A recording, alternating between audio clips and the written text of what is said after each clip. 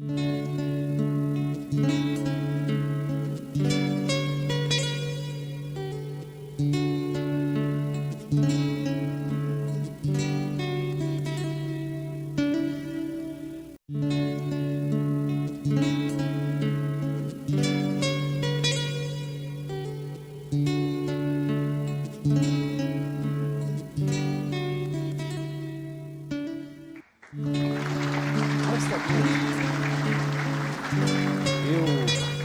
quero compartilhar com vocês esse tema, enfrente o futuro confiando em Deus. No livro de Hebreus, capítulo 13, versículos 5 e 6. Hebreus, capítulo 13, versículos 5 e 6.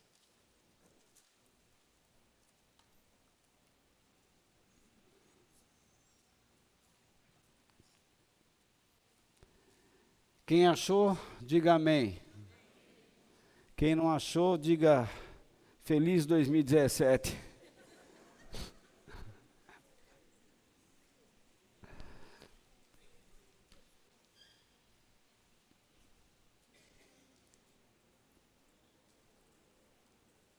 Podemos ler?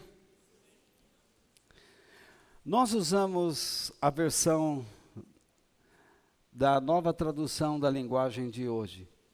Não porque seja a melhor, mas porque também não é a pior.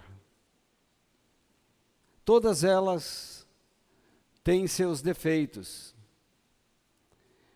Nós a usamos porque ela é de mais fácil compreensão e ela não foge do sentido dos textos originais.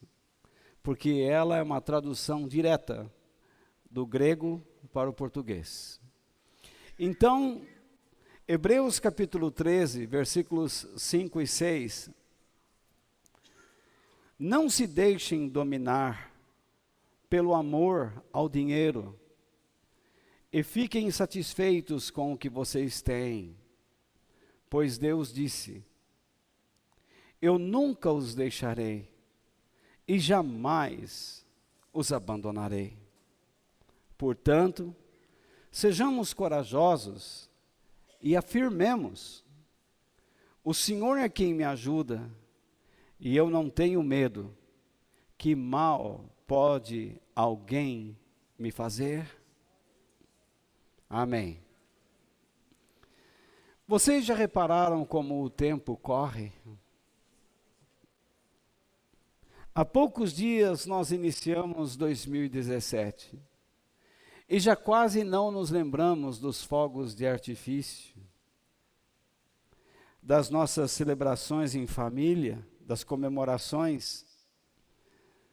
Nós já estamos correndo, batendo os calcanhares e esperando um 2017 melhor que 2016. No entanto, os cientistas políticos, econômicos, sociais, dizem que este ano será um ano muito difícil. Para nós brasileiros, quando nós assistimos TV e ouvimos os noticiários pelas rádios, nós ficamos ainda mais preocupados, porque olhamos a nossa economia, a política, a sociedade, e não precisamos de nenhum cientista que nos ajude a prever que este ano será um ano bem conturbado. No entanto, como cristãos, nós devemos nos voltar para a palavra de Deus, a fim de buscarmos coragem e confiança em Deus,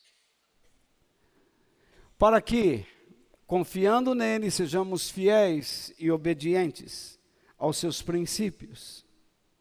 Porque Deus sempre demonstrou fidelidade e proteção cuidado ao seu povo.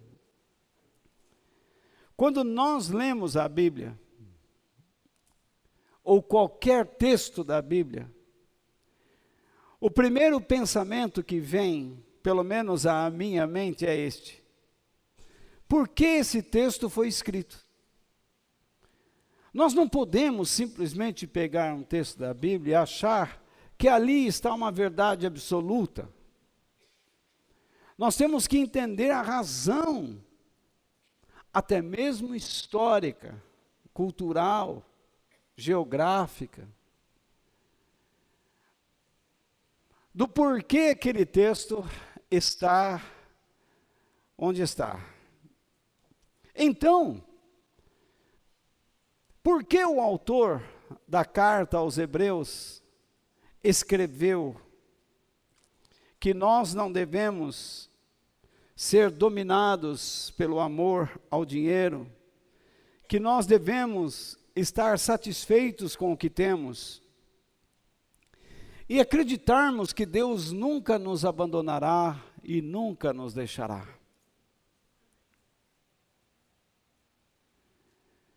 O nosso texto está dentro de um contexto histórico, onde Roma dominava o mundo, o Império Romano.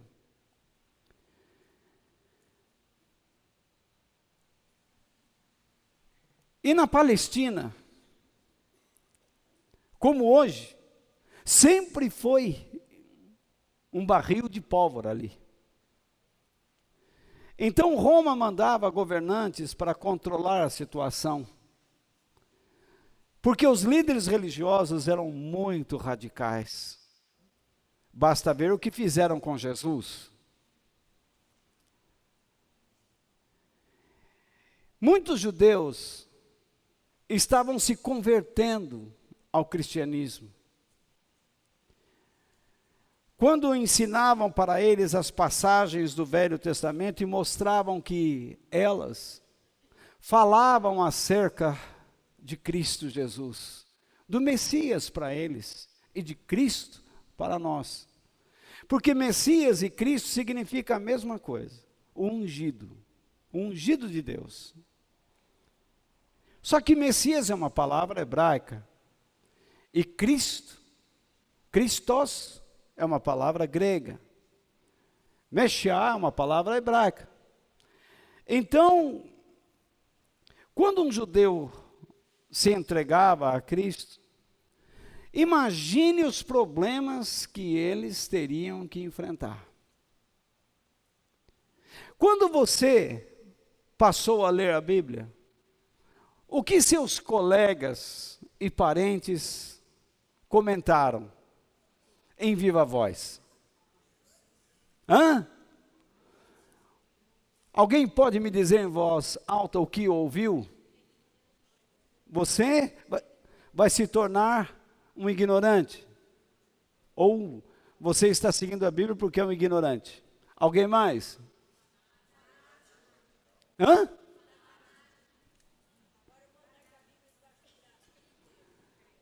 Ok, mas eu não entendi. Fanático. Agora você virou fanático. Agora você vai ter um desodorante com a Bíblia debaixo do braço.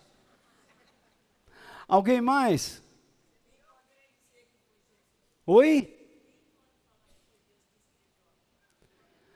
Como é que você acredita que a Bíblia é um livro de Deus, se foi escrita por homens? É lógico, não é? Alguém mais? Agora você virou crente, né? Um termo pejorativo. Enfim, pessoas perderam a amizade com você? Sim ou não? Quem sofreu isso? Você vê. Existem parentes que fecharam as portas, não convidaram mais você para participar de algum evento, algum momento em suas casas? Sim ou não? Quantos sofreram isso? Você vê, se no nosso caso, que vivemos em uma sociedade mais aberta, sofremos esses tipos de pressão, vocês não conseguiriam imaginar o que um judeu religioso enfrentaria ao se converter a Cristo. A primeira coisa, ele seria expulso da sinagoga. Isso para um judeu era terrível. Ele estava excomungado. Para a cultura religiosa, ele já estava a caminho do inferno. A expulsão, ou a excomunhão, ou excomungação, sei lá, da sinagoga, fazia também com que ele fosse rejeitado no mundo dos negócios. Nós sabemos que os judeus são hábeis na área dos negócios. E excomungados seriam tratados como pessoas rejeitadas, amaldiçoadas. Porque aceitar a Cristo era aceitar uma maldição na vida. Quando essas pessoas perdiam seus negócios, eles também perdiam no lado financeiro. Porque todas as portas para trabalho eram fechadas para essas pessoas. Eles não encontravam trabalho na sociedade. E se caso encontrasse alguma coisa, seria um trabalho escravo. Você imagine uma pessoa, dono de um negócio, de repente trabalhando para um pagão como escravo. O judeu que era acostumado a chamar o pagão de cachorrinho, vocês se lembram, no caso da mulher Sírio-Fenícia, quando Jesus curou sua filha, e ele disse, não é justo dar aos cachorrinhos aquilo que pertence aos filhos de Deus, e ela humildemente declarou, até os cachorrinhos comem das migalhas que caem da mesa de seus donos. Imagine então um homem nessa condição. Além do mais, a sociedade religiosa fazia muita pressão sobre a mulher e os filhos. Era uma pressão emocional terrível. Então, muitos casamentos iam por água abaixo. Você imagine um pai perder o convívio de seus filhos, ser odiado pelos seus filhos, pela esposa. Ódio puro. Então, alguns, ou muitos, não aguentavam essa pressão. Quando eles percebiam que a pressão estava muito forte, o que eles faziam? Negavam a fé e voltavam para uma tradição religiosa sem vida, sem Deus, mentirosa, para poderem enfrentar o futuro. No entanto, eles não enfrentariam o futuro com confiança em Deus, mas enfrentariam o futuro se vendendo. Então, no nosso texto, no versículo 5, nós encontramos 2 conselhos e uma verdade. Agora vocês têm um conhecimento cultural. Vocês têm um conhecimento da razão, do porquê o texto foi escrito. Quais são os dois conselhos que o autor da carta dá aos judeus ou aos hebreus? Não se deixem dominar pelo amor ao dinheiro. Entende por quê? Sem o dinheiro, eles não viveriam. Segundo, fiquem satisfeitos com o que vocês têm. Mas como ficar satisfeitos se eu estou perdendo tudo?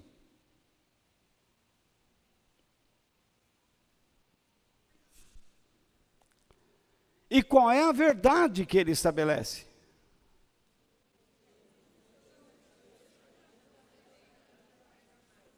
Vamos lá direitinho? Deus disse o quê? Eu nunca os deixarei e jamais os abandonarei. Isso é uma verdade e também uma promessa que Deus faz ao seu povo.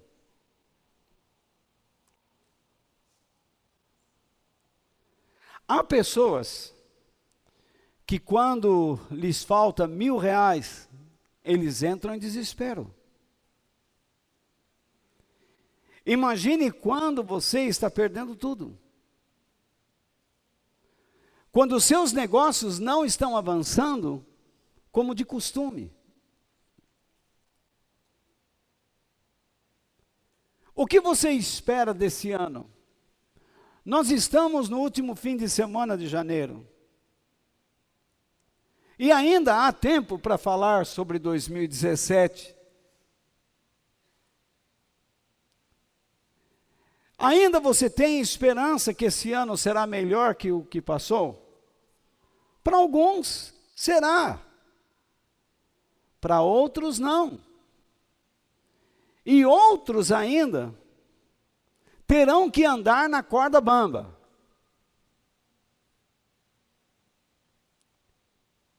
Mas como nós devemos nos portar? Onde nós vamos encontrar forças para enfrentar situações difíceis, problemas, não só financeiros, mas familiares, problemas de saúde, emocionais? Como nós devemos ser fortalecidos? Então eu vou seguir, primeiramente, por esses dois conselhos, e essa verdade como promessa, que estão no versículo 5. Então ele diz, não se deixem dominar pelo amor ao dinheiro. Quando o homem de Deus escreve que eles não deveriam se deixar dominar pelo amor ao dinheiro, o sentido aqui não é que o ser humano não deva buscar condições econômicas e financeiras melhores. Deus sempre ajudará os seus filhos nos negócios. Jeremias, quando estava na Babilônia, Jeremias o profeta, Deus mandou que ele adquirisse propriedades lá. No entanto, quando o povo de Deus saiu da Babilônia, acreditem, talvez vocês não saibam, apenas 30% acompanharam Esdras e Neemias. O resto do povo preferiu ficar na Babilônia por causa dos negócios, por causa do dinheiro. E Deus disse: vocês têm que voltar agora, reconstruir as muralhas, o templo e depois suas casas. Mas eles disseram: imagine, eu vou investir meu dinheiro na construção do templo, eu vou investir meu dinheiro na construção dos muros, e depois vou construir uma casa lá, eu já tenho tudo aqui.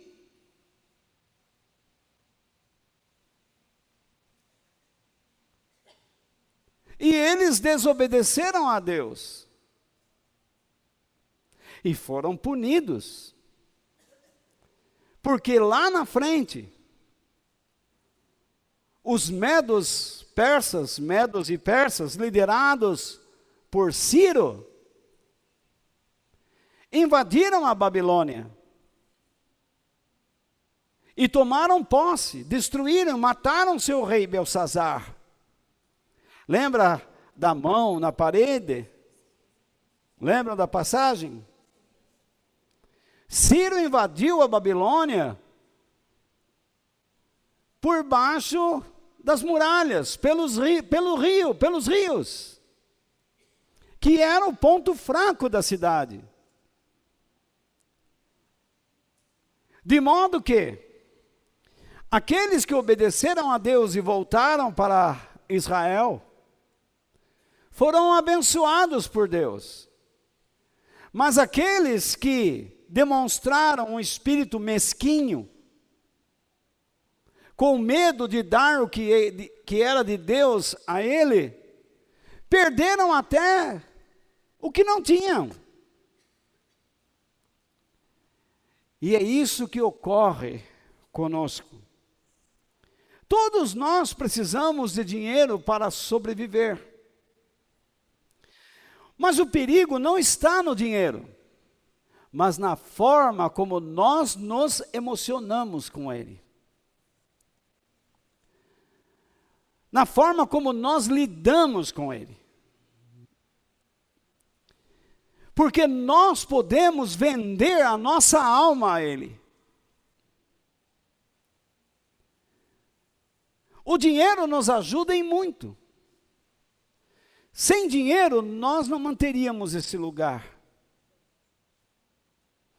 E o mantemos com muito custo. Nós precisamos que você adquira consciência de dar segundo Deus tem abençoado. Mas eu não posso espremer sua consciência. É impossível eu colocar dentro de você a fé que você não tem, a coragem que você não tem. Eu não consigo, com as minhas palavras, liquidar a mesquinhez e a avareza que toma conta do seu coração, e a mentira que permeia sua alma.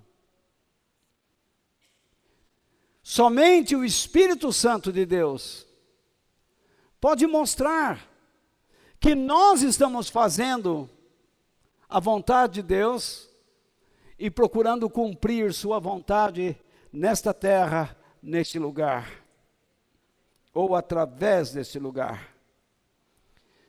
Mas quando nós nos vendemos ao dinheiro, essa postura faz com que nós tomemos decisões erradas, interesseiras, egoístas, e nos desconectamos da vida de Deus, da vida do alto. Passamos a viver uma vida sem poder. Um exemplo do que eu estou falando está aí nos noticiários que nós assistimos e ouvimos constantemente.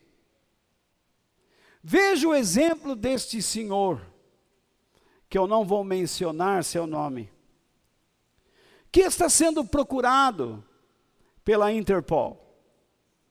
Nem sei se já o acharam.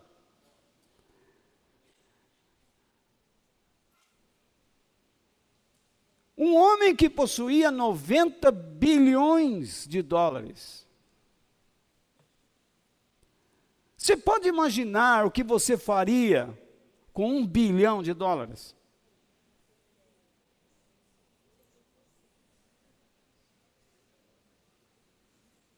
Duvido que você daria o seu dízimo.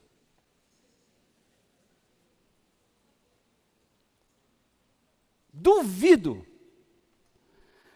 que você seria leal a Deus. Não daria. A maioria não daria. Diriam assim: para que eu vou dar para aquele pastor? Para aquele safado? Porque pastor é tudo safado.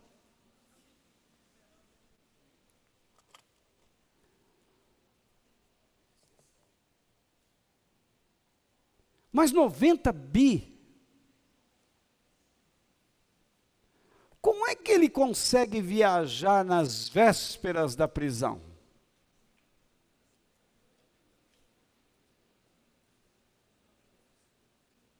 Não é de pensar? Hã? Vejamos outros casos de políticos, de homens influentes que estão presos. Lidaram com milhões. O governador, o ex-governador do Rio de Janeiro, quebraram o Estado. Semanalmente, a sua atual mulher recebia uma mochila com milhares de dólares.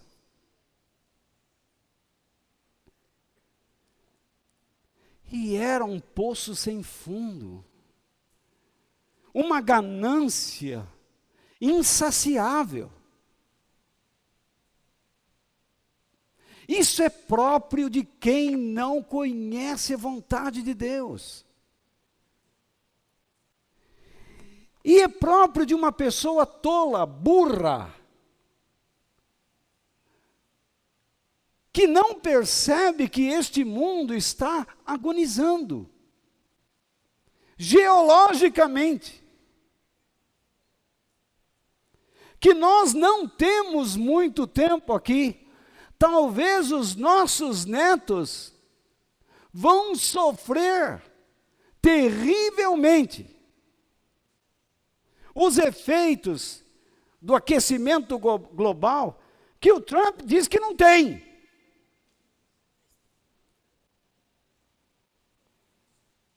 Será que ele não enxerga que o nível das águas do mar já subiram? Será que nós não assistimos os nossos glaciares derretendo?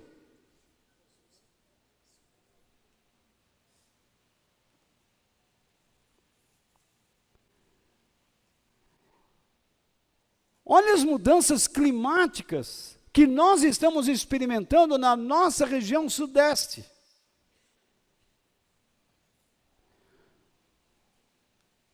Na região sul nós estamos tendo agora tornados. E eles vão aumentar.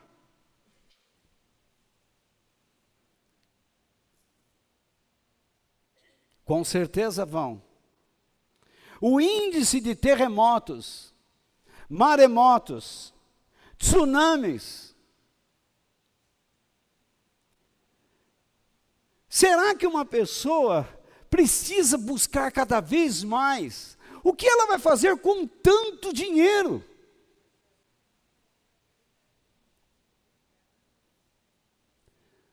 Mas é isso que o dinheiro faz.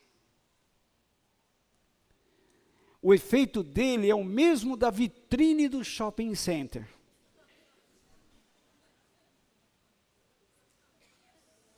Quando você passa com seu cartãozinho de crédito, e que agora o banco diz que vai cobrar o valor total. Eu não entendi muito bem.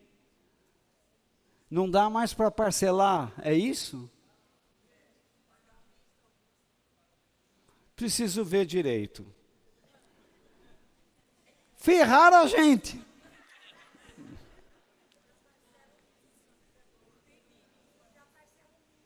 Ah, tá.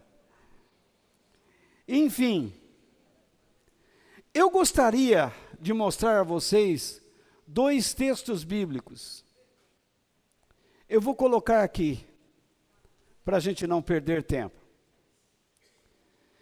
Jesus disse em Mateus capítulo 10, versículo 39, o seguinte: quem procura os seus próprios interesses, nunca terá a vida verdadeira. Aí, ele diz, mas quem esquece a si mesmo, porque é meu seguidor, terá a vida verdadeira. O que Jesus está dizendo?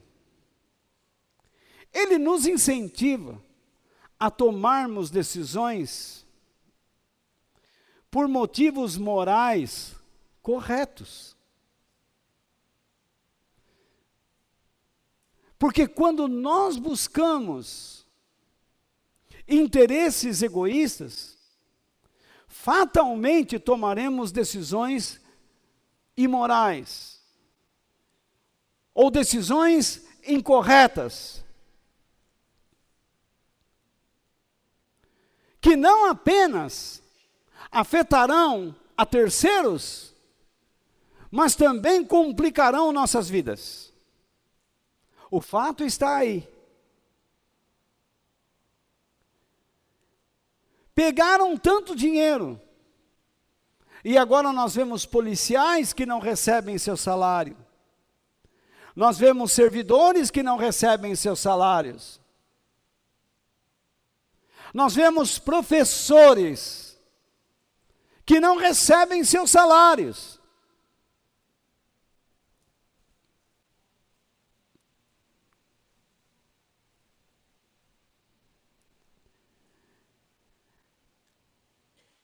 E não existe um quadro de mudança.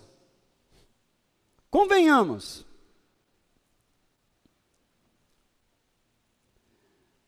Ele disse, quem procura os seus interesses egoístas. Olha o que ele diz. Não é que não terá. Ele diz, nunca terá a vida verdadeira. Mas para alguns, isso não significa nada. Até mesmo para alguns que frequentam igrejas por anos, eles não prestam atenção, os seus corações não são tocados pelo Espírito de Deus, eles não estão nem aí.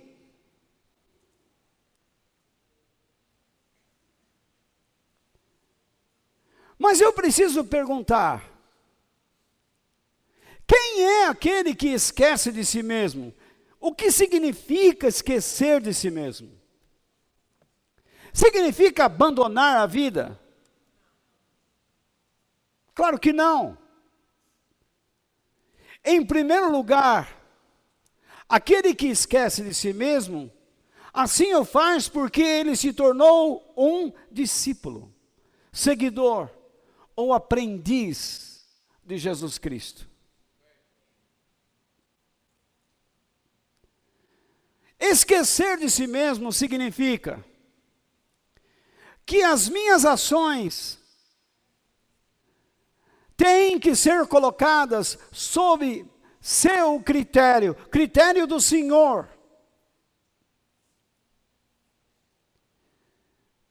Em oração eu digo, o Senhor aprova o que eu pretendo fazer.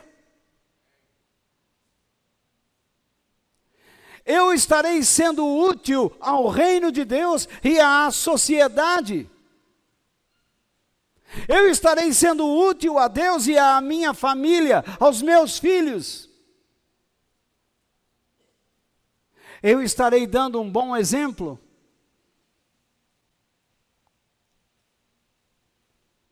Eu estarei confiando no Senhor ou em mim mesmo?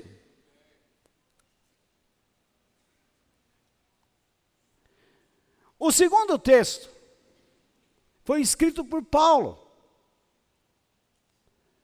Vocês entenderam o que é esquecer de si mesmo?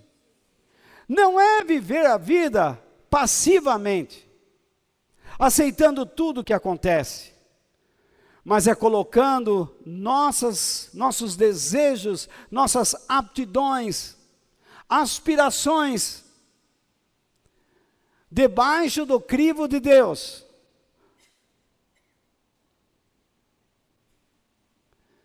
O apóstolo Paulo escreve em 1 Timóteo, capítulo 6, verso 10.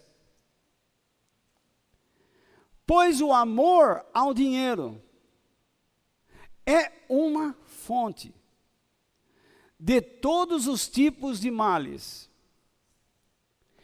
E algumas pessoas, por quererem tanto ter dinheiro, se desviaram da fé e encheram a sua vida de sofrimentos. Vamos lá.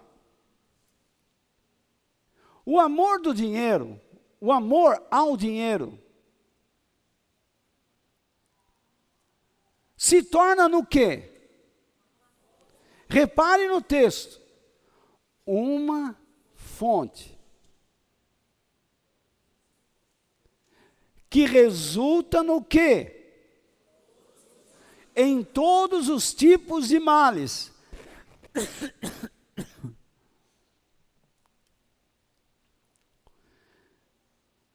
Quando Jesus ensinou seus discípulos, ele disse: amarás ao Senhor teu Deus com todo o teu coração, com toda a sua alma, com todo o seu entendimento, com todas as suas forças, com todo o seu espírito. E amarás ao teu próximo como a ti mesmo. Mas quando eu desvio a minha mente desse ensinamento, e eu passo a buscar os meus interesses, eu questiono o que eu preciso para que meus interesses sejam satisfeitos. Dinheiro. Rosto bonito consegue alguma coisa ou outra. Mas quando se percebe que ele não tem dinheiro, tudo que ele conseguiu, ele perde. E eu volto a dizer, todos nós precisamos de dinheiro, inclusive os discípulos de Cristo. No entanto, os discípulos de Cristo aprenderam a amar mais a Deus do que o próprio dinheiro. Mas por que existe esse amor tão fanático pelo dinheiro? Quando as pessoas veem vocês com uma Bíblia na mão, indo a uma reunião da igreja, vão dizer: você se tornou fanático. Mas e essa pessoa que vive enganando as pessoas por causa dos seus interesses, o que ela é?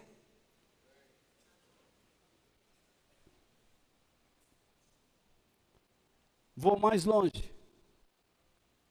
Quem é o seu Deus?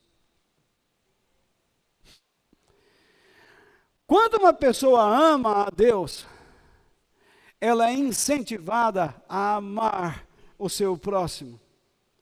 Mas quando uma pessoa desfoca, distorce a sua fé e passa a amar o dinheiro, ela é incentivada a prejudicar o seu próximo.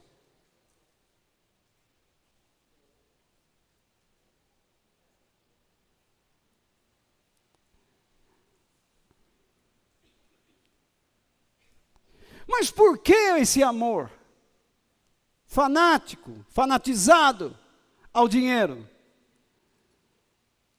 A razão é simples: medo do futuro.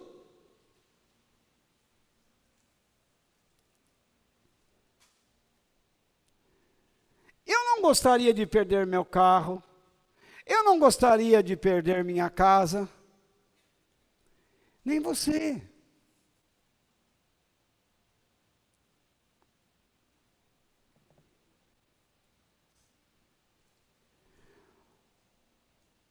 Mas chega um momento em que nós temos que tomar uma decisão de risco. Ou eu me vendo a uma filosofia imoral, ou eu me mantenho firme nos princípios da verdade divina. Muitos pastores querem igrejas enormes, porque eles suspeitam que se tiverem muita gente terão dinheiro e uma vida melhor.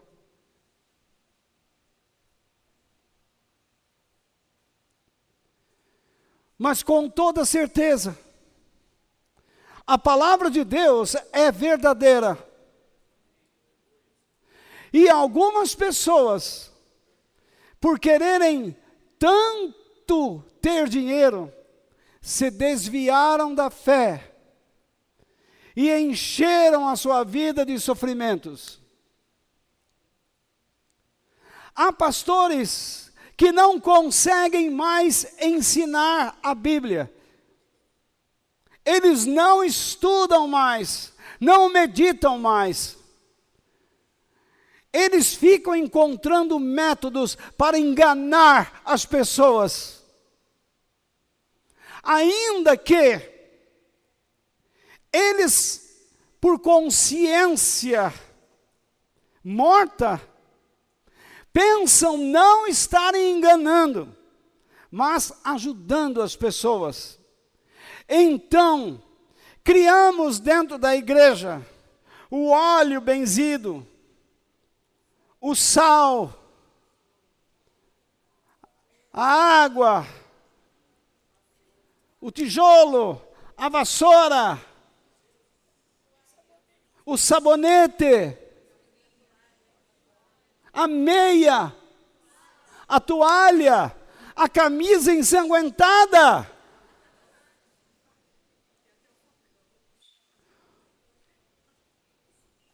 Sem dúvida, vamos criar o facão que mata o diabo, que mata demônio.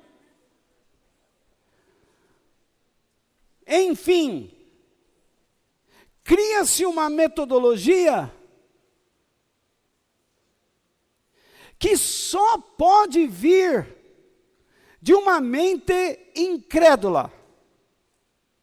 Porque estas coisas não pertencem ao cristianismo, mas elas têm origem no paganismo.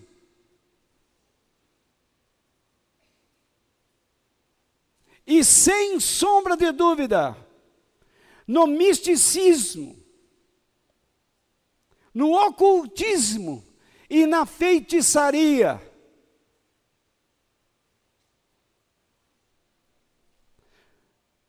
Essas coisas que o paganismo abrange. Essas pessoas sofrem quando olham para a igreja e não as veem cheias. E quando elas enchem, eles sofrem, porque ficam com medo das pessoas saírem. E eles vão continuar enganando. Mas você não se preocupe, porque eu não vou enganar vocês. Como tenho feito ao longo de 40 anos, pregando. Sou um homem falho como vocês. Mas o evangelho que eu recebi do Senhor, tenho pregado com toda confiança e fidelidade, sem medo. Não estou atrás do seu dinheiro, mas me posiciono como um instrumento de Deus para reclamar o teu coração a Ele.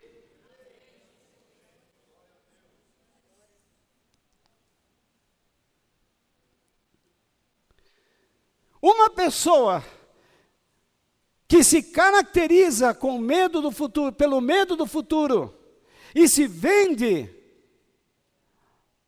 ao poder do dinheiro, Jesus disse que nunca terá a vida verdadeira.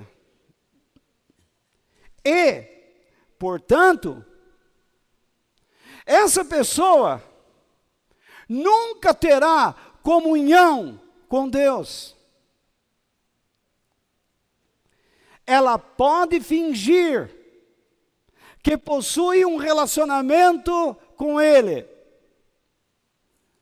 mas tudo não passa de uma verdadeira farsa, de uma grande mentira.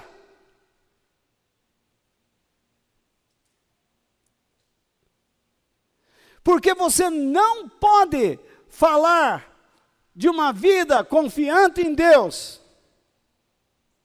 e no outro dia se vender à incredulidade.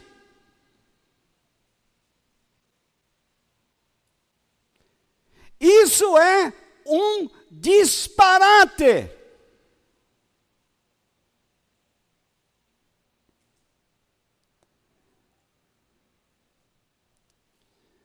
Uma pessoa assim é uma pessoa má. E a bem da verdade, o mal não é caracterizado pelas coisas ruins que praticamos, mas também pelo bem que deixamos de praticar.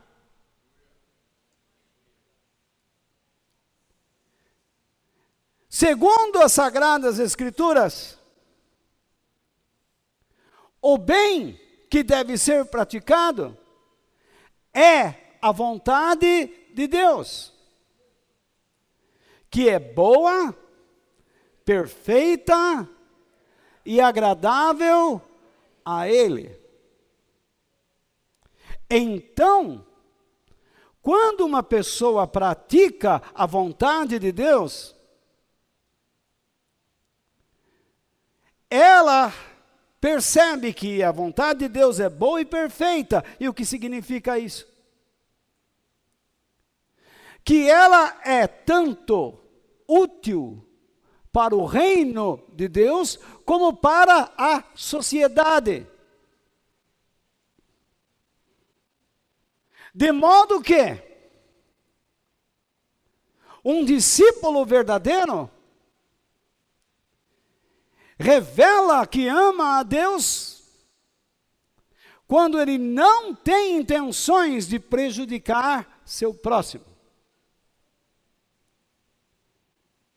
Por isso que,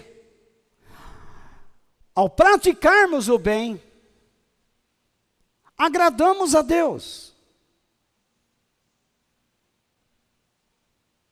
Quando nossas atitudes são boas e perfeitas, isto é,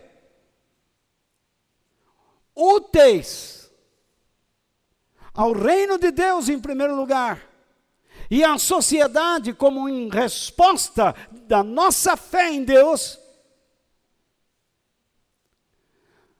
nós o agradamos. E como resultado, somos abençoados por Ele.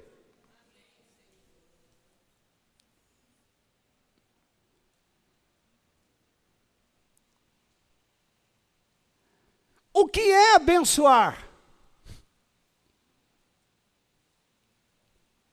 Abençoar não é simplesmente um pai dizendo ao filho: filho, Deus te abençoe. Isso é muito bom. Mas abençoar é mais do que falar. Abençoar é fazer o bem a alguém, principalmente aos nossos inimigos.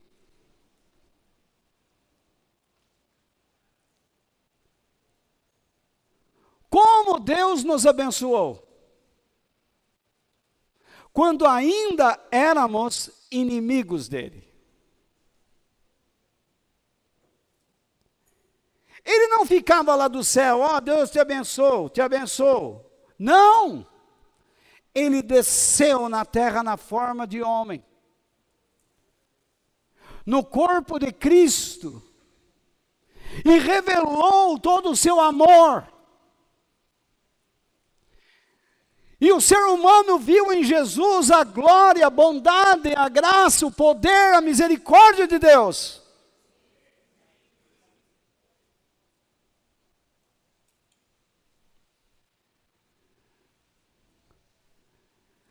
Abençoar não é só falar,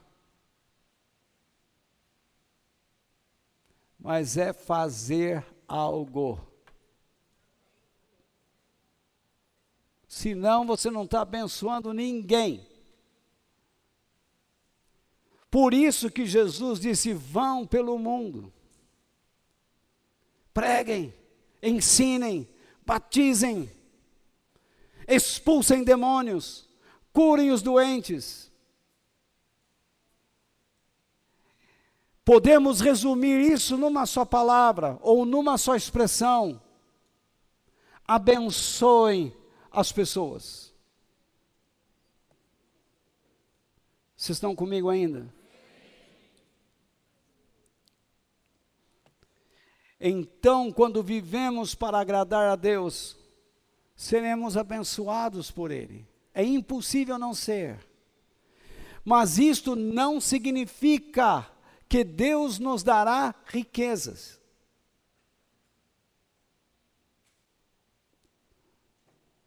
As bênçãos de Deus ultrapassam as coisas materiais. Por isso, o segundo conselho é este: fiquem satisfeitos com o que vocês têm. Ele não está dizendo que nós devemos viver uma vida de passividade.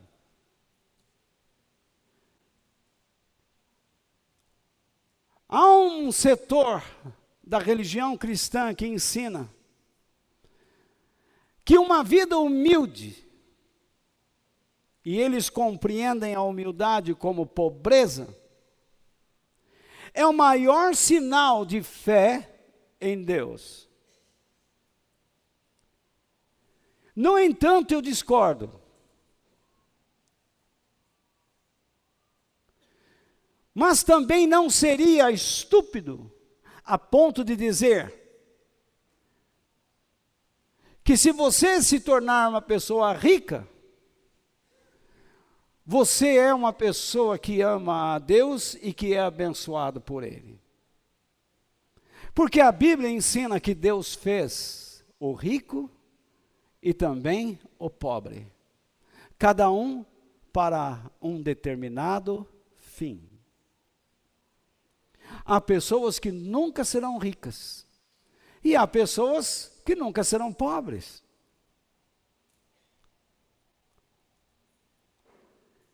Então essa inveja do pobre para com o rico é estúpida.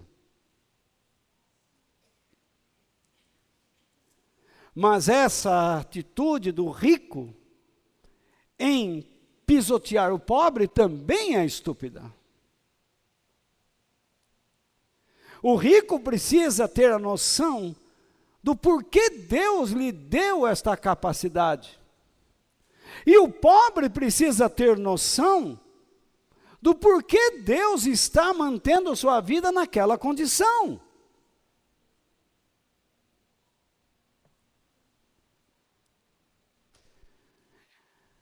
Eu não gosto deste evangelho da prosperidade. Isso é uma mentira. Jesus disse: dificilmente um rico entrará no reino dos céus. Por que eu deveria pregar para você se tornar rico, milionário? Para dificultar a sua entrada no reino?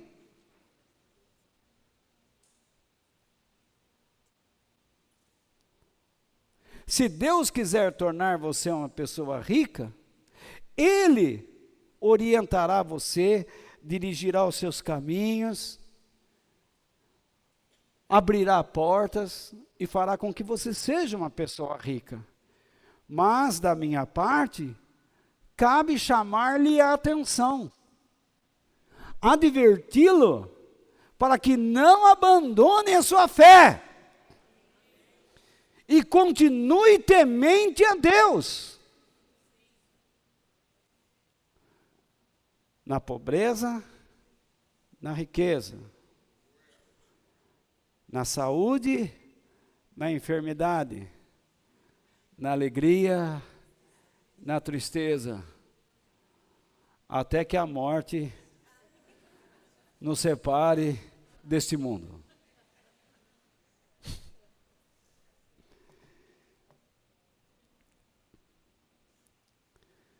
O que o autor está tentando dizer? Não é que você não deva ter ambição. Sem ambição você não chega a lugar nenhum. Por que eu quero estudar? Porque eu tenho ambição em conhecer. Mas não posso me iludir com o conhecimento. Ele tem que ser abençoado para se tornar prático.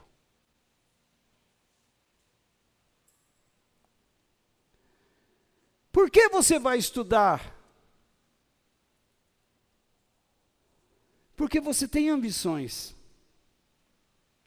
Você entrou numa empresa e agora a diretoria diz: olha, amigo, você vai ter que ou estudar ou sair. Porque essa é a nossa política, então você vai estudar. E aí você chega de madrugada em casa. E se estoura. Porque você tem ambições.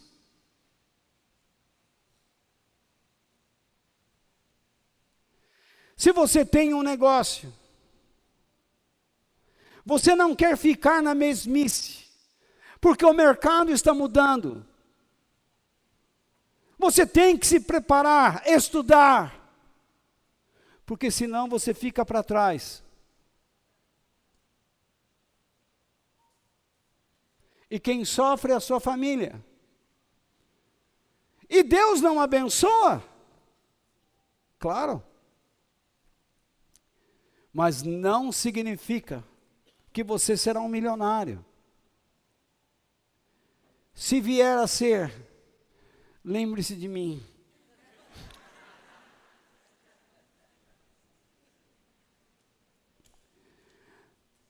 Mas nessa agonia,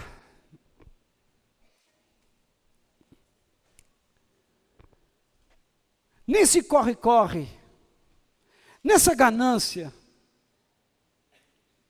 nessa ambição exagerada, que se tornou exagerada, egoísta, fez com que a maior marca dos nossos tempos, seja o quê? A infelicidade, o descontentamento. Em toda parte que você vai, você encontra pessoas descontentes. Aqui mesmo. Nesse momento, alguém pode estar descontente com as coisas que eu estou falando. E do jeito que eu estou falando. Algumas pessoas que me conheceram há vários anos atrás sabem que eu era mais... Mas agora, debilitado pela doença que me acometeu, eu não tenho tanta força. E eu tenho que aprender a confiar em Deus. E às vezes eu ouço o que já ouvi na saída. Walter, volte a ser o que você era.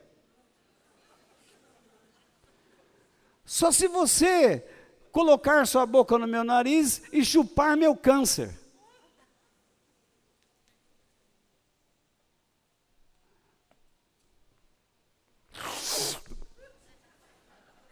Você quer? Ou pelas orelhas.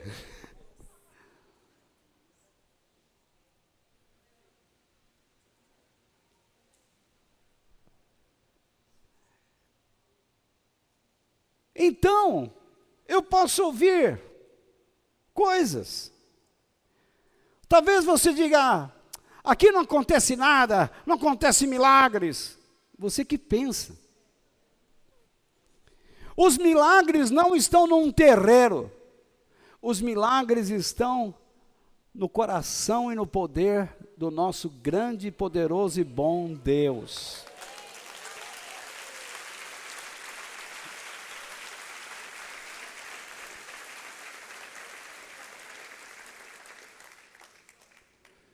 Por que não existe felicidade nesta vida? Porque os nossos pais, Adão e Eva, quando pecaram, se desligaram da felicidade. E Deus tirou a felicidade deste mundo.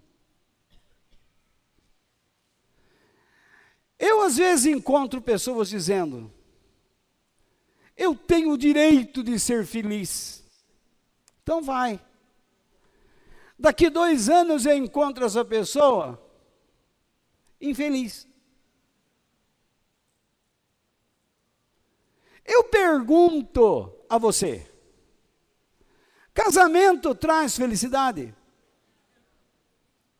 Não traz, não. Filho traz? Não traz, não. A vida traz? A Bíblia diz que não. A Bíblia fala de uma mulher que fica reclamando. A Bíblia fala de um homem irresponsável.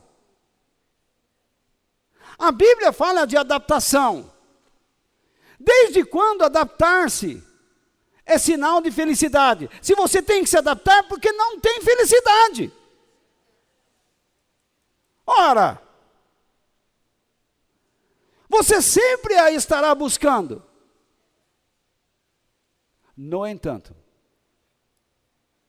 só existe felicidade na vontade de Deus. Se você faz um cursinho de casal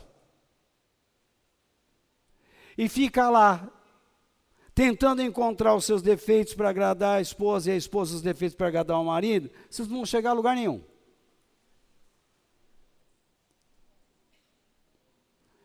Mas se vocês descobrirem a vontade de Deus e saberem que seus defeitos impedem que Deus controle sua vida, e o outro cônjuge também ter a mesma consciência, a felicidade vem.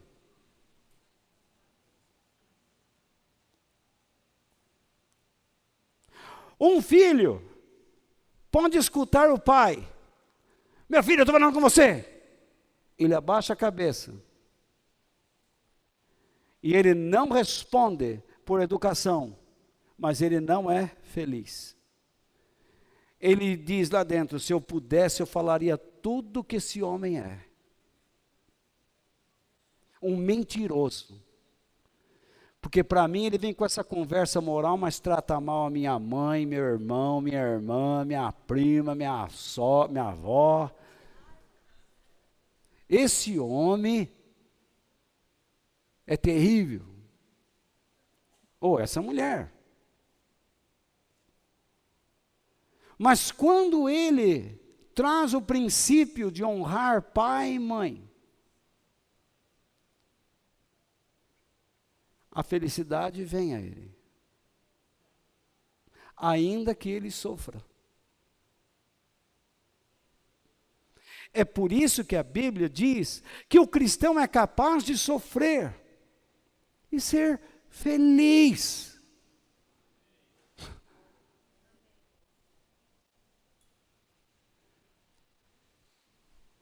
Você é capaz de chorar com felicidade. Eu vejo homens de Deus que estão perdendo tudo e continuam fazendo a vontade de Deus, porque eles são felizes. A vida não lhes dá nenhum panorama de alegria, mas eles são felizes.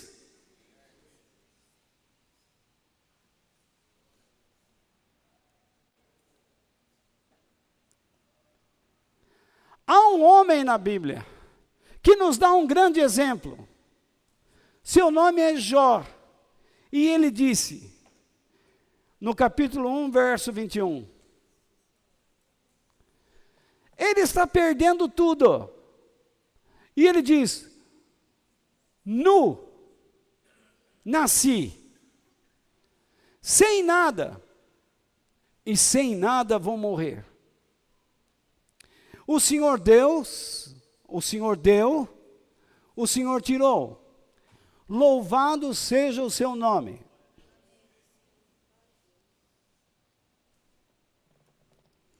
Ele sabia que nada poderia lhe acontecer sem a permissão e a vontade de Deus. Nada. Jó é um exemplo de um homem de fé, de uma verdadeira fé, porque nós nos habituamos com esses ensinamentos que existem por aí, principalmente nos países de primeiro mundo, porque chegam aqui.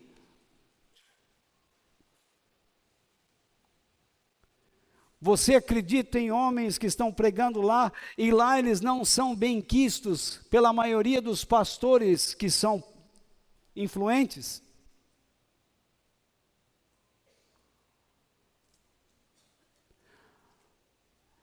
Não, porque nós temos que acreditar que Deus vai dar.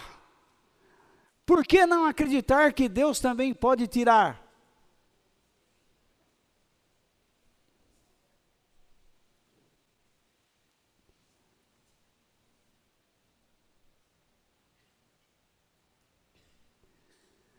Segundo os especialistas, esse ano não será fácil.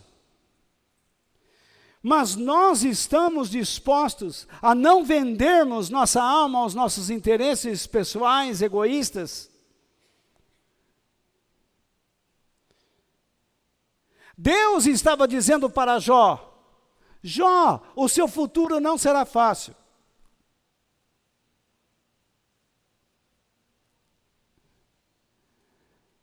E o que ele disse? Nasci sem nada. E vou morrer sem nada. Então ele vai mais a fundo. Ele tinha plena certeza de que tudo que possuía havia sido dado por Deus. E o que lhe havia sido tirado por Deus. E quando ele diz essa frase, louvado seja o seu nome, no hebraico, essa frase aparece, bendito é o nome de Deus. Você sabe o que significa bendito? Abençoado. Sabe o que significa abençoado? Aquele que faz e que dá o melhor.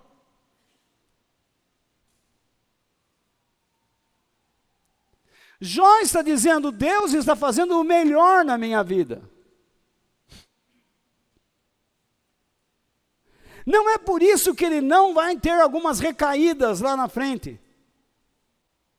Ninguém é de ferro.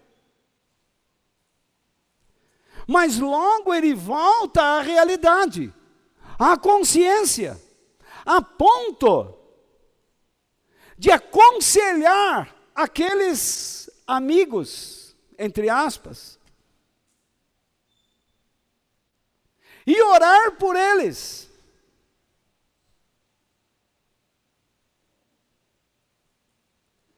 Jó declara: eu sei que o meu Redentor vive.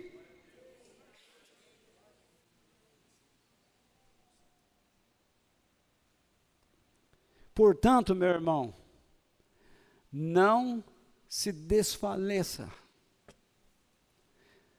Você aprenda a viver com o que Deus te deu, com alegria e responsabilidade. Seja ambicioso, mas não seja ganancioso. Busque a Deus para que Ele ensine você a trilhar passos seguros. Mas tome cuidado com a ambição egoísta. Tome cuidado com a mesquinhez, com a avareza. Porque esse espírito destrói uma vida, uma família, uma sociedade, um país.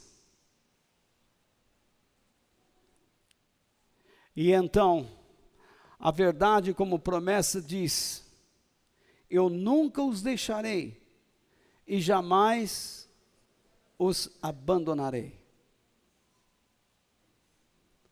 Vocês aguentam ainda? Hã? Fala a verdade. Tá bom.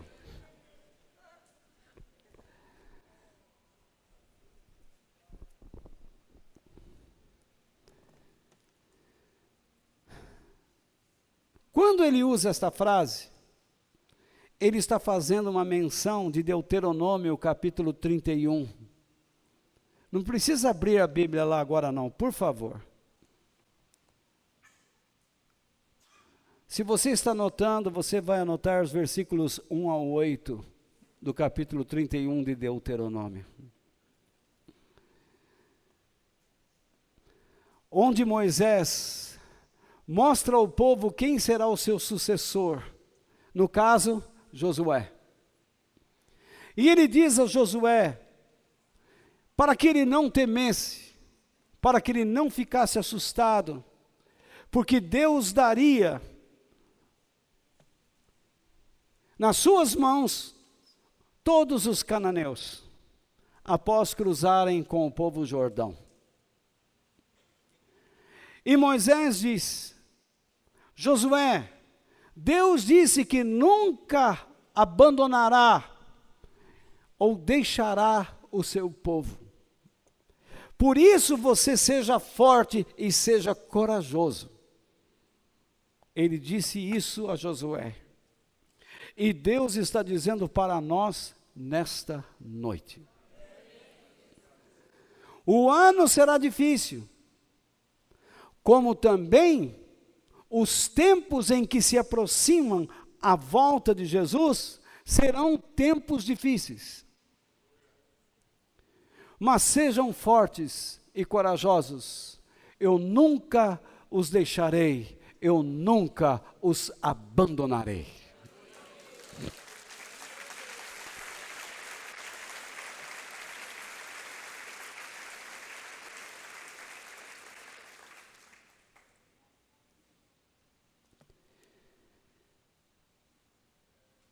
Então, o versículo 6 diz o quê? Sejamos então o quê? Corajosos e afirmemos. Primeiro ele dá 2 conselhos e mostra uma verdade com promessa. E agora, ele se coloca junto com este povo porque ele também era judeu. E ele diz: demonstremos coragem e afirmemos diante de toda a crise: o Senhor é quem me ajuda, e eu não tenho medo. que mal pode alguém me fazer? Ele pede então que tenhamos coragem. E esta deve ter uma base. E a sua base é uma afirmação de que nós teremos toda a ajuda de Deus. E com a ajuda de Deus, superaremos o medo. E não venderemos a nossa alma ao diabo, ou ao dinheiro, ou aos interesses pessoais.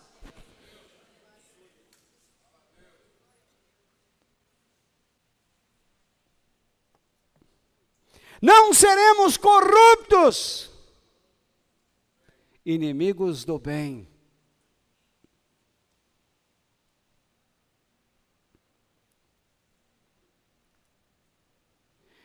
Mas ele ensina que nós devemos questionar acerca do poder dos homens contra nós. Quando ele diz, que mal pode alguém me fazer?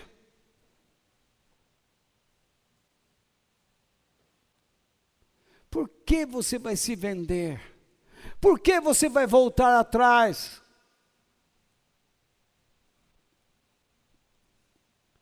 Há pessoas que começam a aprender um evangelho verdadeiro. E eles ficam com medo.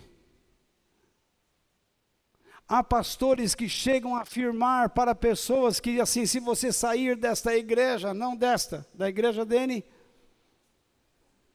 os demônios vão pegar você.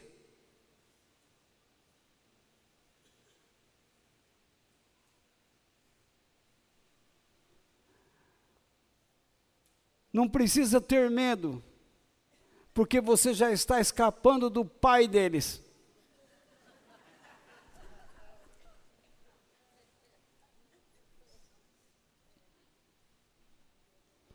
Isso é grande verdade.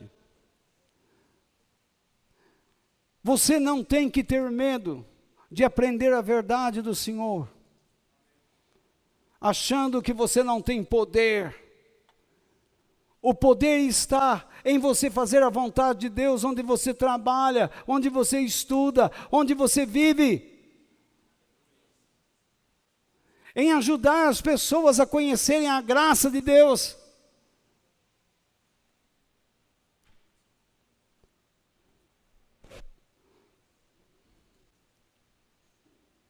Nós estamos sendo chamados para confiar nas promessas eternas do nosso grande Deus. E não para temermos as ameaças dos homens, que podem magoar, ferir e até matar.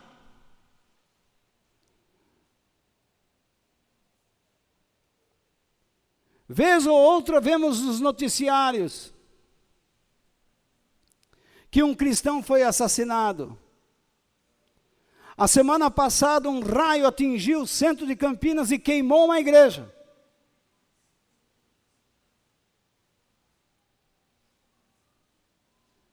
Os irmãos olham para aquilo e dizem, está vendo o que o diabo fez? Se você diz que o diabo fez, é porque a sua fé é muito pequena. Vocês deveriam dizer, Deus permitiu, para que nós não confiemos em coisas materiais, mas que confiemos no seu poder. O Senhor Deus deu e Ele tirou. Ele nos está fazendo o melhor. E se Ele quiser dar tudo de novo, vai dar.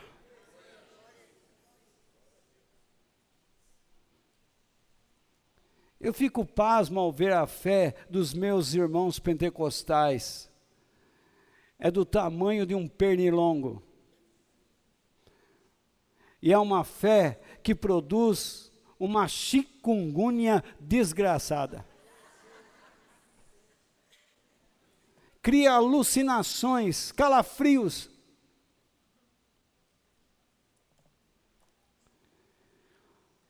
que o homem pode fazer, se não magoar, ferir, matar? Mas Jesus disse uma outra coisa, em Mateus 10, 28.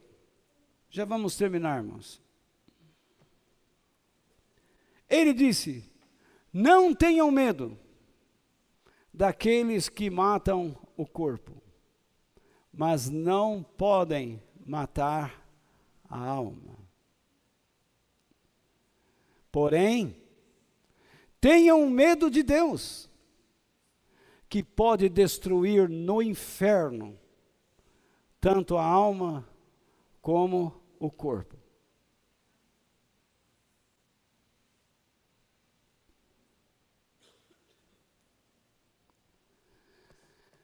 Jesus não está dizendo para que nós saiamos e desacatemos, ou sejamos brutos, desafiando os pensamentos e a filosofia mundana.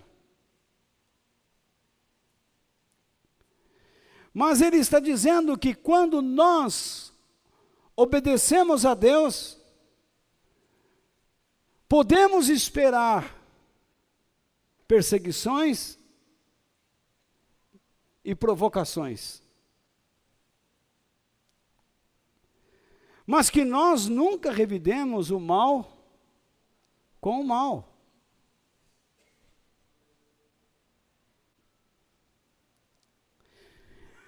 A Bíblia diz que nós devemos ser sóbrios e educados ao tratarmos com as pessoas. E se eles não querem aceitar o ponto de vista cristão, que nós oremos por eles, para que eles tenham uma segunda oportunidade.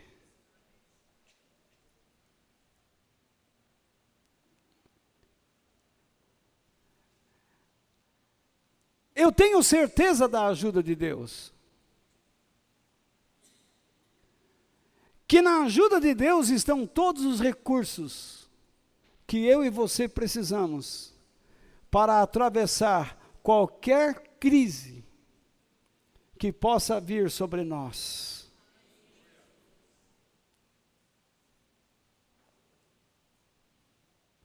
Portanto, que procedimentos nós devemos tomar? Que atitudes nós devemos tomar em relação àquilo tudo que está à nossa frente? Primeiro, que nós tomemos cuidado para não sermos controlados por interesses egoístas.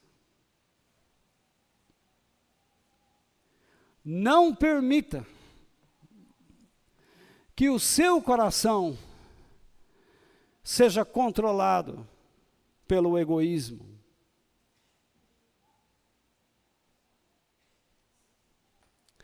Antes de você almejar voos mais altos, conheça aquele que está acima de você. Veja se você não quer fazer o mesmo que Satanás, ultrapassar as alturas de Deus.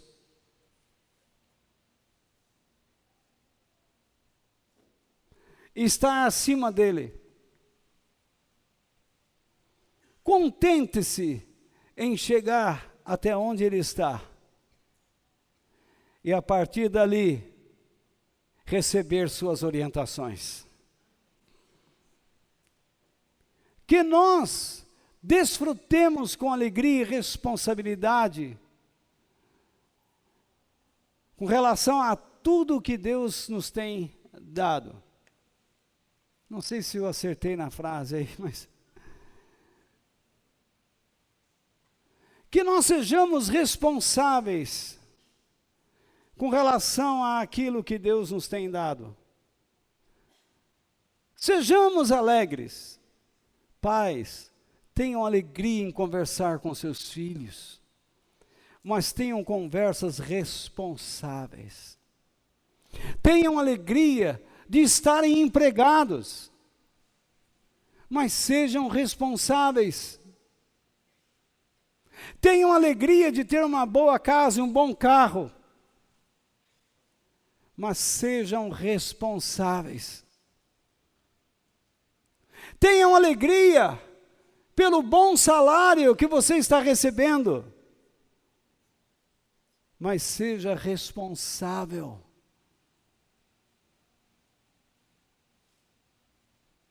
Tenha alegria de estar namorando com essa moça ou esse rapaz que você tanto sonhou e quis, mas seja responsável.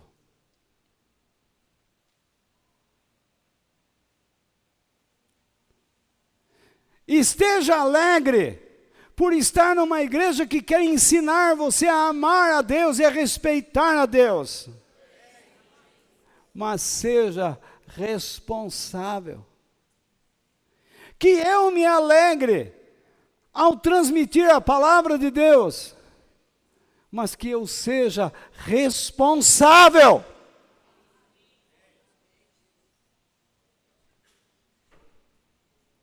Que nós confiemos na presença de Deus em todos os momentos de nossas vidas. Ele nunca nos abandonará.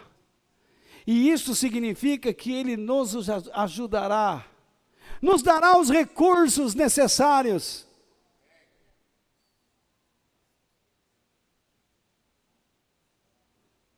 Não trate as coisas de Deus como sendo de segundo plano.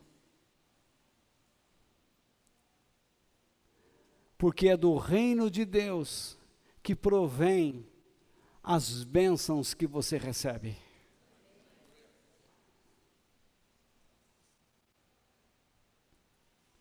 Que nós sejamos corajosos ao afirmar que a nossa verdadeira ajuda vem do Senhor.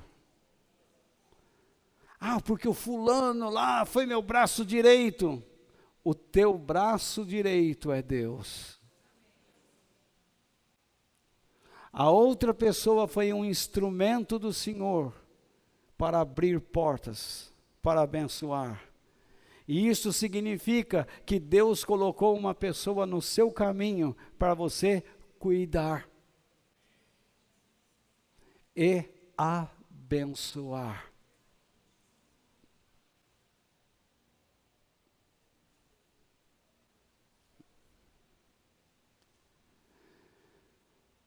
Você tem um marido e uma esposa, um filho e um pai. Essas pessoas estão no seu caminho para você amar e abençoar.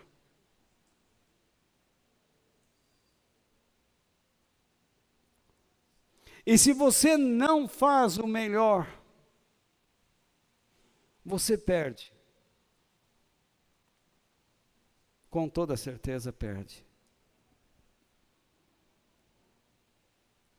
Que nós respeitemos a Deus como o grande Senhor de todo o universo e o eterno juiz de nossas almas. Ele é o dono. Nenhum cientista consegue mudar o mecanismo cósmico.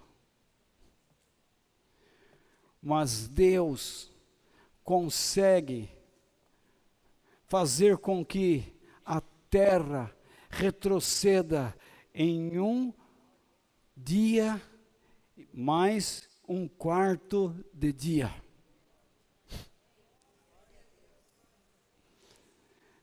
Diz nas Escrituras, o sol parou. Mas essa era a noção que eles tinham. Mas hoje, pela ciência, nós temos a noção mais impressionante. A Terra parou na sua rotação. E nenhum cataclisma ocorreu. Nos dias de Isaías, o relógio recuou 1/4. Significa que a terra que estava indo assim, parou e voltou. E a ciência diz, falta 1 dia e 1/4 de dia nas datas do nosso planeta. O que aconteceu? Está aqui, ó.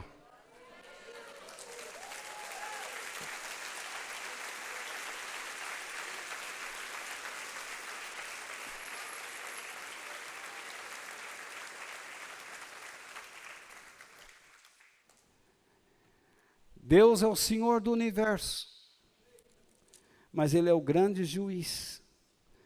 Ele vai julgar a mim e vai julgar você pelo que você ouviu hoje.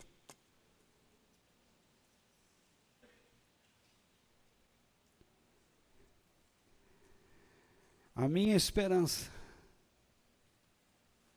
é que tenhamos ouvido a voz de Deus nesta meditação. E imitemos o Senhor Jesus, que praticou essas verdades durante os dias da sua vida.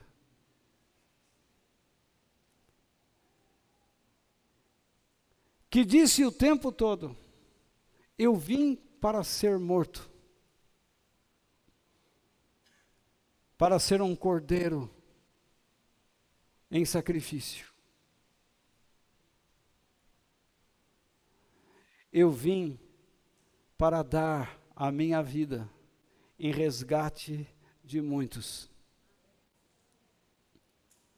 Pedro, eu irei a Jerusalém, e lá os homens vão judiar de mim, vão me fazer sofrer, e vão me matar. Mas eu vou suportar isso, porque eu sei que esta é a vontade de Deus para a minha vida. E eu ressuscitarei no 3º dia. Destruam esse templo, e em 3 dias eu o reconstruirei.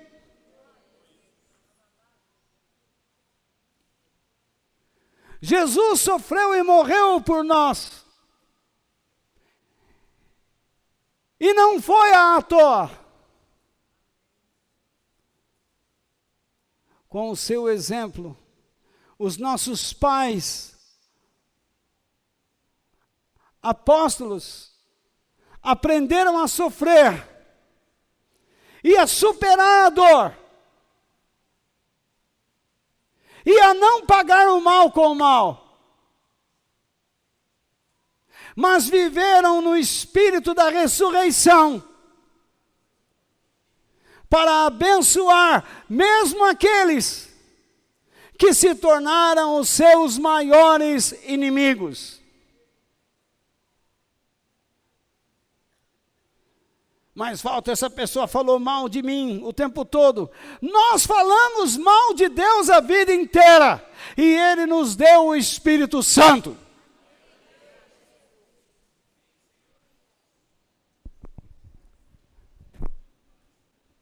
Às vezes as pessoas estão enganadas, e quando nós odiamos os enganados, odiamos a nós mesmos e ao próprio Deus. Que o Espírito Santo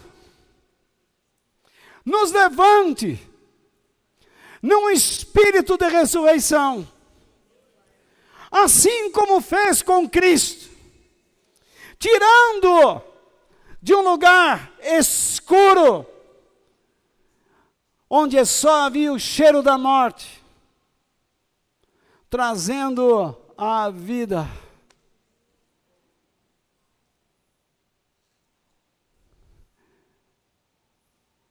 E ele disse a Maria Madalena: Maria, vá dizer aos outros que eu estou vivo, eu ressuscitei.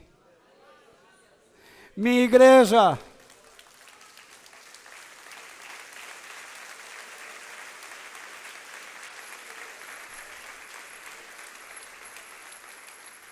Minha igreja, diz o Senhor, vá dizer a todos que eu lhes dei vida. Vocês estavam mortos, sem esperança e sem fé. Mas agora vocês sabem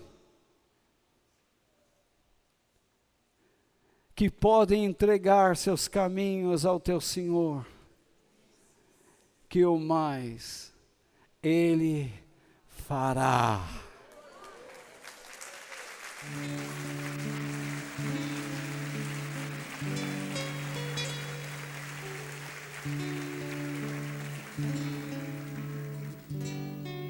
Que Deus nos abençoe.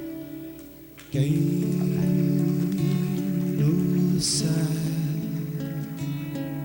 tenho eu além de ti, e na terra em quem tenho mais prazer. Não há outro Deus semelhante a ti, Senhor. És a minha força em meu coração.